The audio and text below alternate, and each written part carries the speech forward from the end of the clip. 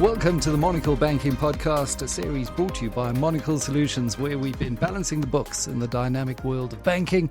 Again, I'm your host, Michael Avery, and in this series, we've been exploring the evolving landscape of banking and financial services. It's great to be back where it all started, in the office with David Buckham, CEO of Monocle Solutions, where we kicked off the podcast. What was it, 6 or 7 weeks ago, David? Great to have you back on the show. Thank you, Michael. It's been a great success, this podcast. I absolutely love it.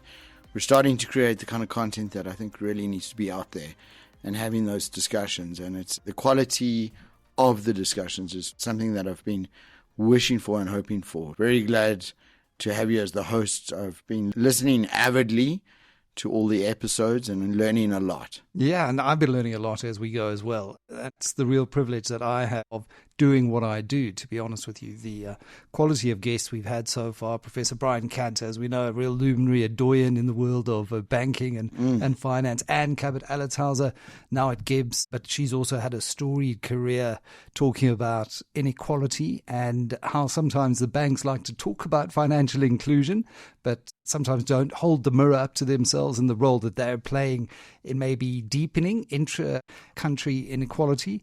And we had Anne Banchetti, the CFO of, very ambitious CEO of African Bank last week. So we're building a portfolio, we're building a momentum. And that's really when we sat down and we first discussed our raison d'etre, what we wanted to do with this podcast. We said, look at the landscape out there. No one's talking about these issues that intersect finance, business, the political economy in depth. And that's really what I think we've started to do.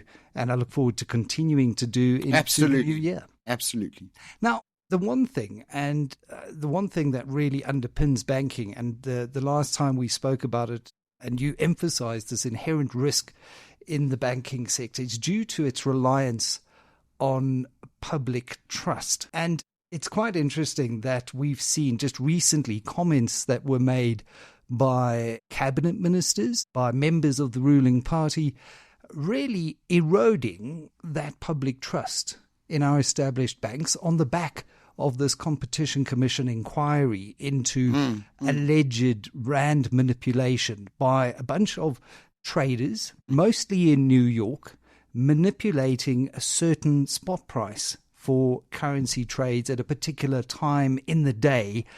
Yet we've had utterances from cabinet ministers saying this is proof that the banks are trying to collapse the South African economy. I mean, it's, from my perspective, I've written a column about it, it's absolutely absurd that a bank that relies on stable growing economy would want to collapse it in the first place. And to my mind, it's just smacks of opportunism and electioneering. What were your thoughts when you heard these comments? Well, it's interesting.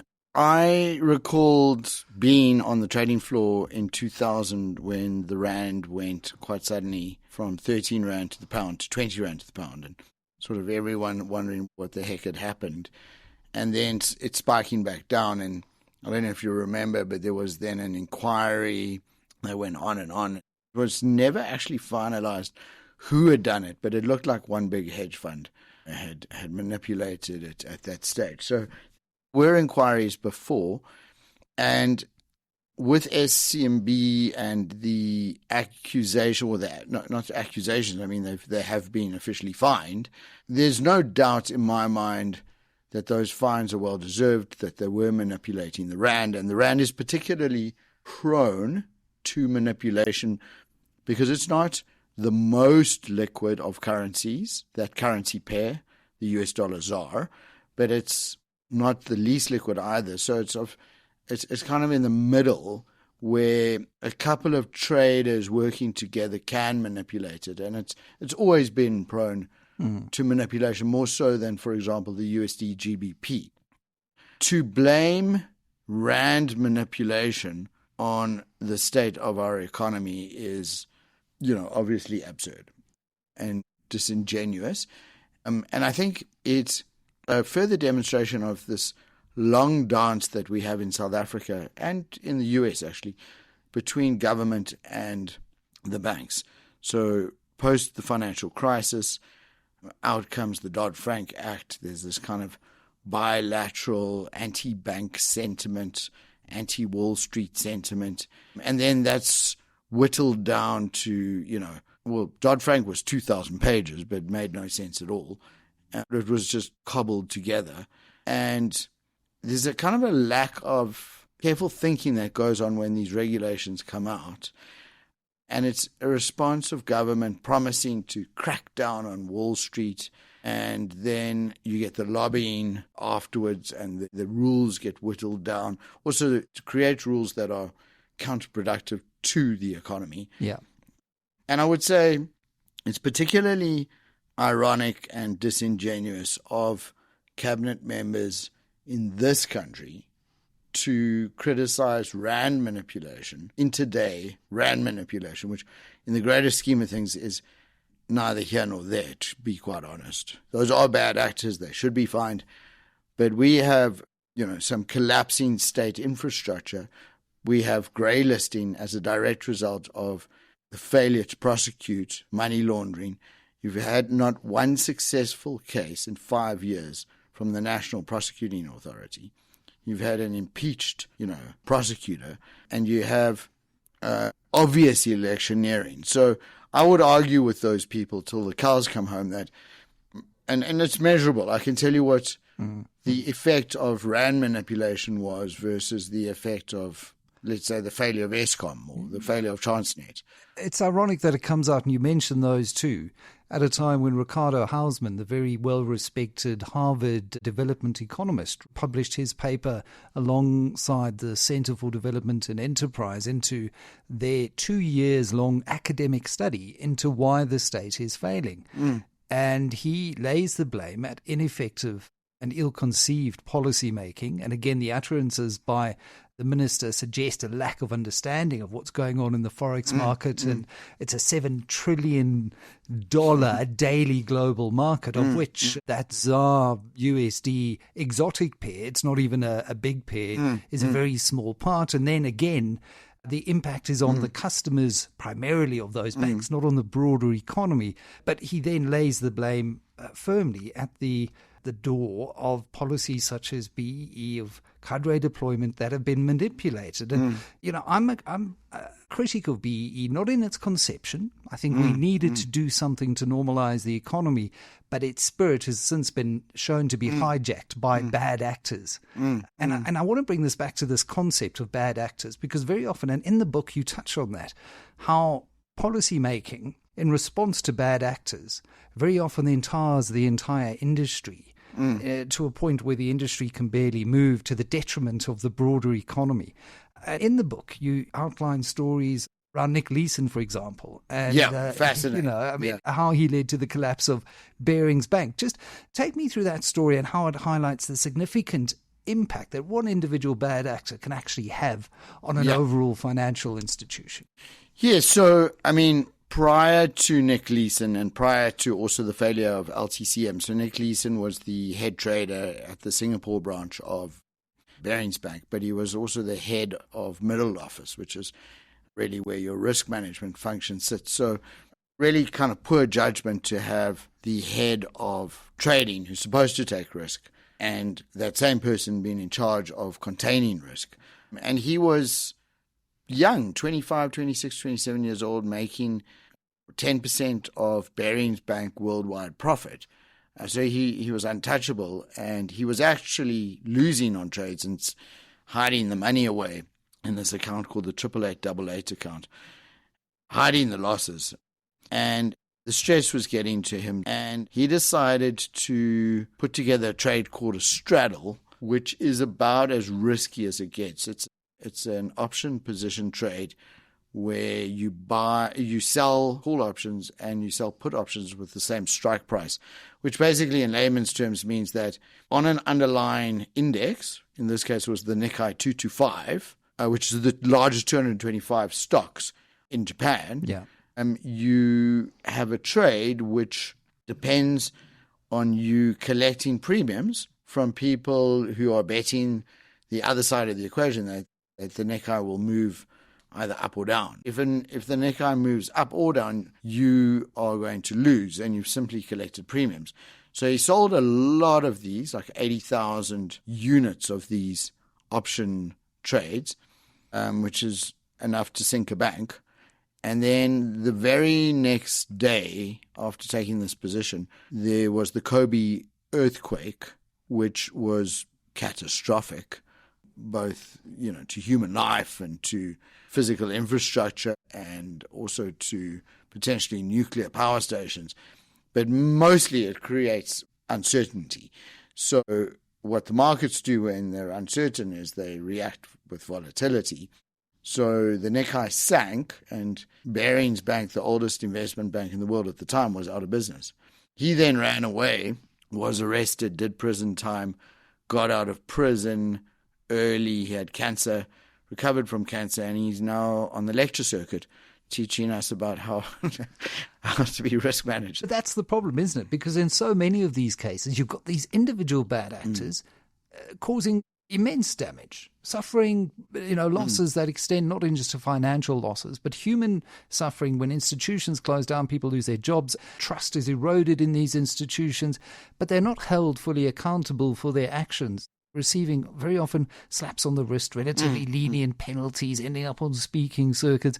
How do you think the financial industry can implement stronger measures here to ensure that individuals who engage in these actions are properly held to account and face appropriate consequences? Because the upshot here is if we don't, we are eroding trust in these very same financial institutions who are so critical in maintaining especially Western liberal democracy. If I could step back for a second and first of all reflect on the critique of the banking sector by cabinet members, this doesn't help anyone. So this is the first problem, which is to say that the banking sector is absolutely essential in providing capital and liquidity to the body economic.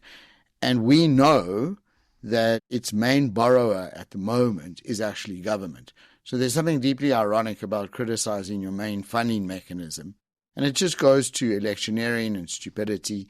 And there should be more courage in the bankers to kind of go, come on, that's a ridiculous statement. And maybe more bravery in responding to that politicking. That would be my first point, because there's a big difference between blaming the entire financial sector versus how do I prosecute particular individuals like a Nick Leeson.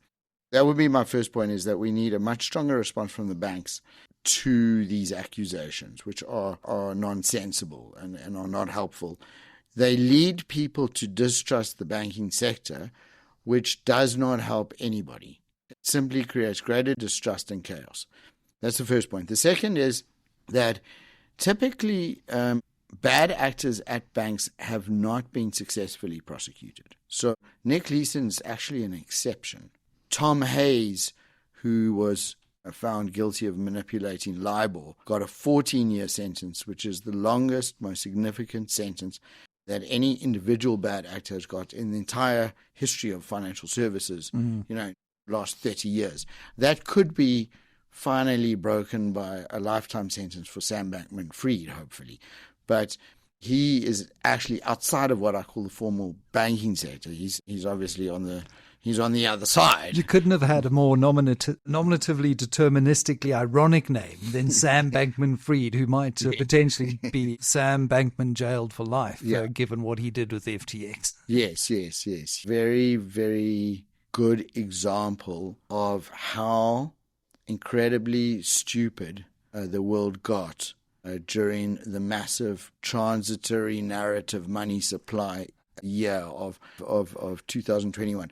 I'd say 2021 will go down in history as probably the dumbest year in history. Oh, so you lost money on your JPEG ape shape. I mean, exactly. How could you not have foreseen that happening? Yeah, exactly. All of that year just fought against that. But to go back to your question, you see there's a problem, Michael. If I say to the new CEO of Nedbank, for example, that you must take on personal liability to the extent that you could be sent to prison for life for things that happen within your bank that you may not have control over, I'm not going to, as a CEO, want that job. There are certain things that you cannot be held accountable for.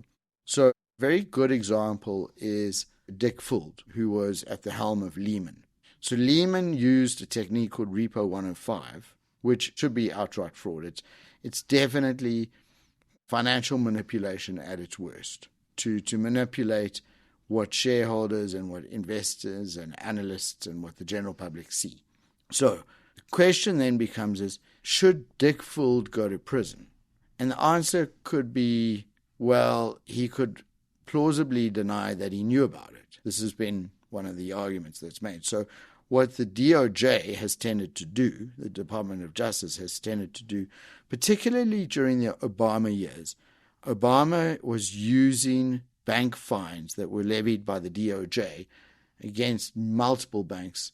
We actually at Monocle have done a major study of bank fines over time, and they were particularly prevalent during the Obama years, to punish banks, but also to fund programs that he couldn't get through Congress because of the deep divide in the American Congress, so social programs that Obama believed in. So you've got bad actors who are plausible deniability. There was the guy from Orange County, for example, whose defense claim, he lost Orange County over $1 billion. So what had happened is an investment bank had sold him a product which lost a lot of money, over $1 billion. Orange County's in California. And Robert Citron, his defense was that he was very stupid, and they did like a maths test for him to prove that his mathematical capabilities were very poor. So you've got a kind of song and dance between, I can't take accountability because I'm stupid, I didn't know, right? That's the CEO's position. At the same time, if you load up the risk on the CEO as an individual, you won't get anyone working in that position. Yeah, or certainly not the caliber of individual that you need. That you want. And then on the other hand, if you're just fining the firms these incredibly large sums of money, billions upon billions, we're talking $10 billion fines, which were actually ways for Obama to fund programs that were not authorized by Congress. I mean, there's a whole study that's been done on that. Very politicized way of using the DOJ. So the long answer, let me shorten my answer. There should be some kind of sensible set of rules that if you break, individuals do get prosecuted. Individuals who, for example, those traders who manipulated should go to prison. Right. But they're not going to prison. Well, often what happens is you see, rather than going to trial, there's a fine, there's an admission of some kind of, not guilt so much as paying over a fine. The case goes away. It doesn't go to public trial. The individuals slink off into the distance, as per these traders who are apparently no longer in the ploy of Standard Chartered Bank. But it doesn't satisfy a need to have accountability to change behavior to ensure that we start to root this out of the system. Yeah, exactly. So I think there should be some kind of agreement between government and business that, sure, we can pay the fine, but there's unholy incentive sometimes to fine because those monies are then diverted elsewhere. If you look at how the DOJ money was used, they were used on programs that were not approved by Congress. Sure, some of those programs were good programs. On that point here in South Africa, I mean, would you be an advocate of, if those fines were ring-fenced specifically to fund the NPA in its prosecutorial efforts for state capture, for example? Because it seems ridiculous that we spend more as a line item in the budget on VIP protection services that we do to fund the NPA. No, 100%. I mean, the NPA, there was a recent article in Business Day last week which made the point. I remember looking up from reading the paper. I was on an aeroplane and kind of looking around me to see if I was still living in reality. Like, the NPA has not had one successful case in 5 years.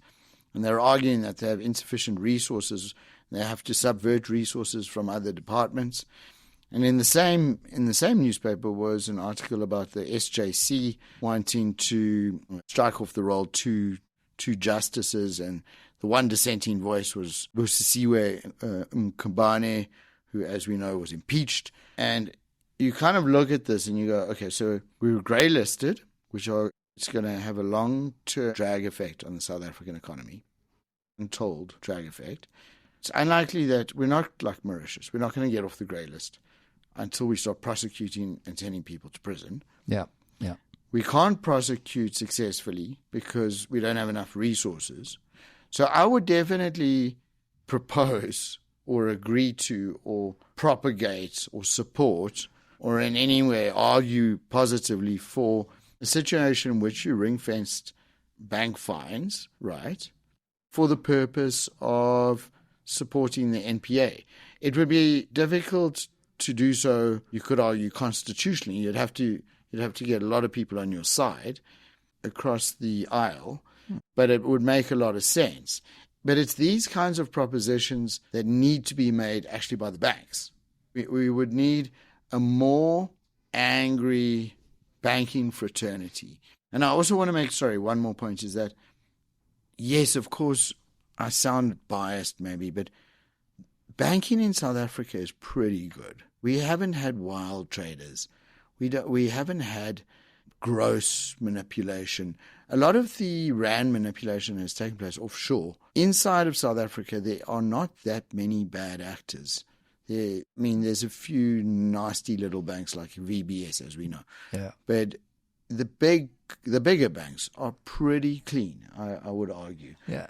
So, we've had one major bad actor, Greg Blank, that I can recall of in the last 3 decades, yes. for example. Yes. And again, I'm certainly no praise singer for the banks here, but just if you look at where our strengths lie, where we're continually ranked very highly, it's within the sophistication of our financial markets, the strength, the governance, all of those things. I think just to wrap up on this point then, David, you'd obviously like to see the banks being a bit more vocal. We did see Sim Shabalala write an op-ed the weekend saying that while he was frustrated at the tone, and I think obviously he had to be fairly diplomatic in his language, he still said it gave him some succor that the competition tribunal case, which is being heard, at least shows that the true and verifiable factual positions can be put on the table, and that the case of the Competition Commission is actually on legal grounds very thin, and our judicial system still works. So,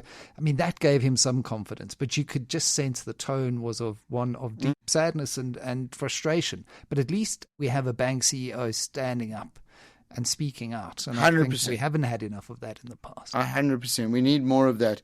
I think what happened is that there was a good relationship until the Guptas. And then there were internal factions within the ANC that were not happy with the closing of the Gupta accounts, and the state co-opted banks into running surveillance, and then it went to the Zondo Commission, which went on for 3 years, and then no one got prosecuted. Yeah. Not quite true. Obviously Zuma got prosecuted, but we know how that ended. So I think there's a little bit of to and fro that's been gone from a niggle to now quite serious.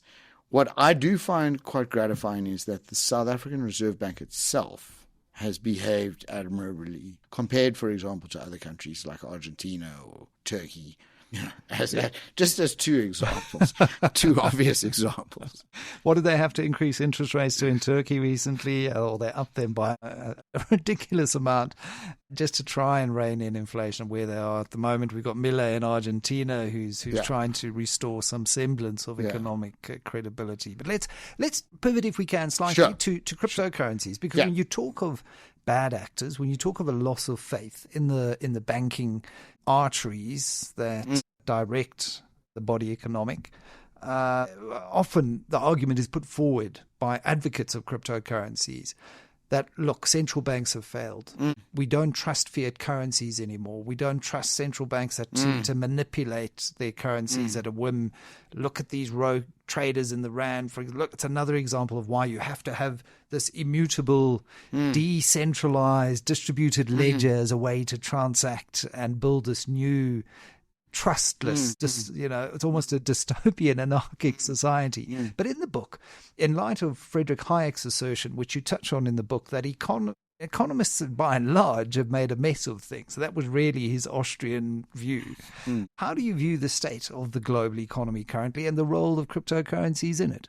Michael, I get asked this particular question quite a lot, and I'm quite well known to be vocally anti-cryptocurrency cryptocurrency to the extent that I'm asked to stand on stage and sort of publicly debate it. Recently, last year at a StanLib conference and a Liberty conference, and I really feel quite passionately about it. So let me go back and sort of demystify a couple of points. The first point would be that all of us suffer from this general attitude of complaint about services like the police.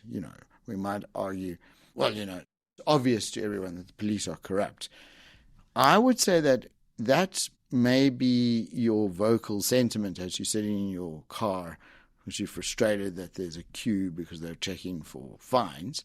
But in general, I would rather live in a world in which there are police to call upon. I mean, even in South Africa, I would rather, at the end of the day, get the police to come to my house to protect me on top of the security personnel that we all hire in South Africa. It's become an entire industry. But at the end of the day, even in South Africa, even with everything that's happened, I would still say when it comes down to it, 99 out of 100 people would choose to have the police, even though they say that they're... So now think of money in the same sense. When someone's climbing over your wall, who are you going to call? Your security firm or the police or both? They're usually connected. When it comes to money and we start talking about, well, obviously we can't trust the banks. Obviously, the banks are corrupt. And it doesn't help when you have cabinet ministers feeding into that narrative. And we're celebrating cryptocurrency. We're talking about something that is not really a currency. It's an asset that you can buy, which calls itself a currency, which you're able to trade. You can buy money. You can buy cryptocurrency with real money, and then you supposedly can buy other things with cryptocurrency. What you can mostly buy, and studies have shown this, and I can prove it, mostly like 99 point something % of all transactions, 99.99% of all crypto transactions are to buy other kinds of crypto. So it's like once you've taken real money, US dollars or ZAR, and got your crypto wallet, you're now buying cryptocurrency. People now are loving this idea of decentralization, and what they're doing inadvertently is they're philosophically buying into a narrative which is to say that they don't trust government, they don't trust the banking system, and this decentralized finance is the way to go. What they really are driven by mainly is the gambling instinct. So it's been proved, it's been shown, studies have shown that during times of crisis, and particularly during the COVID era, there has been a massive increase in gambling. In fact, some of the South African banks have reported that they see gambling numbers go up. And it's a precursor to loan loss provisions going up. So crypto, the value of crypto going up recently by 50%, particularly Bitcoin, is often used. People say to me, well, look at that, David. Clearly you are wrong. And for me, that's just a sign that there's, again, too much heat in the market, because we've seen that with the NASDAQ as well. If you look at, let's strip it out then, cryptocurrency as a means of trade versus crypto assets as a digital store of value, for example, that can go up and down and people take a punt on. And I've seen some fascinating research into the correlation between the momentum and volume of money supply, M1, M2, M3 money supply, and the rise and decline of crypto assets. And, when the US Fed was printing money, added like 25% new money in the 1 year, cryptos went through the roof. Then you saw that liquidity being withdrawn from the market, cryptos crashed. And again, the market seems to be preempting the Fed having to cut interest rates next year. And so we see, so that's fine. You've got something digitally that you can trade like an asset. But when it comes to using this as currency, just talk to me about whether or not that's an efficient use of resources to trade. If you look at the energy consumed, for example, to verify one transaction or mine a particular Bitcoin. Yeah. So what a lot of people don't understand, and I'm really glad, Michael, to have this opportunity to explain it, is what is actually taking place when you do a cryptocurrency transaction. So let's say that you're using Bitcoin to buy Ethereum, or you're using Bitcoin to buy a car. The same thing's got to happen, which is that you need someone to record that that money was used. So because you don't trust anybody, there's no central way of recording that. You actually have to have authentication. But how do you do that if you don't have a centralized system of trust in money? So what they have is the blockchain technology, which is often celebrated as this kind of really meaningful technology. But let me explain how that works. What a block is, it's a block of data, which is of recent transactions that's added to the chain, which is to say the ledger, the public ledger. So the ledger sits in some kind of space, let's call it, in some server somewhere. And that ledger is a record that cannot, in theory, be retrospectively altered. So it records transactions. Those transactions are recorded for the sake of efficiency, because it's a very inefficient way to record transactions, in the following way: as blocks of data. And those blocks are enshrouded with a cryptographic function problem, which is then distributed to miners around the world to authenticate that transaction by having a race to see who can solve the prime function problem, which is it's a brute force problem. It cannot be solved analytically, and it consumes a whole lot of computer power to do so, to which the answer is already known, by the way. So now you've got to authenticate a transaction. You have thousands of miners around the world using something called proof of work, which is to say that because there's so much consensus on what the answers are, then you can now enshroud that block, and you put that block onto the chain, and off you go with the next block. And that's what blockchain actually is.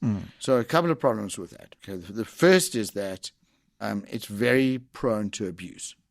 The miners can speak to each other, they can cheat, they can undermine the process, they can hack. It's happened multiple times, many times. It's not safe at all. Anyone who says that it's safe is lying. It's repeatedly hacked. Repeatedly, that blockchains get hacked. That's the first problem.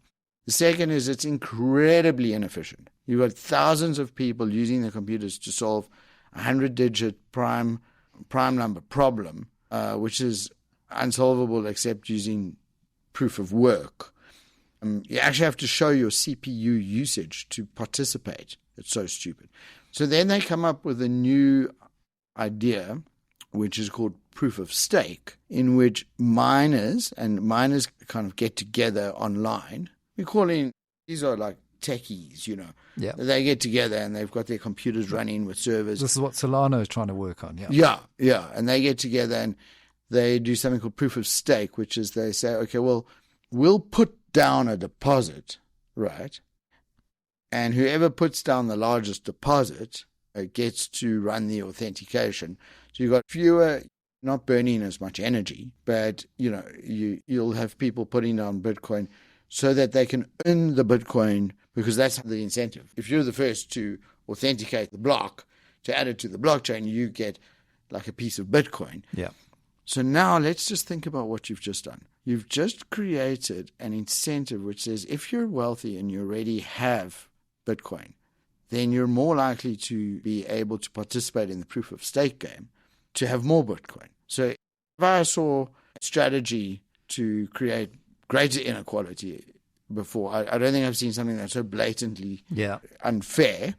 And then there's a greater problem, Michael, a much greater problem with crypto, which is what I call the proliferation of variety. Yeah. And back to Hayek, he thought that the market would sort itself out and actually reduce the number of independent currencies that we had to trade with and in. And we've seen the exact opposite with Bitcoin. Yeah. And we've seen dogs, for example, Dogecoin, Elon Musk. Yeah.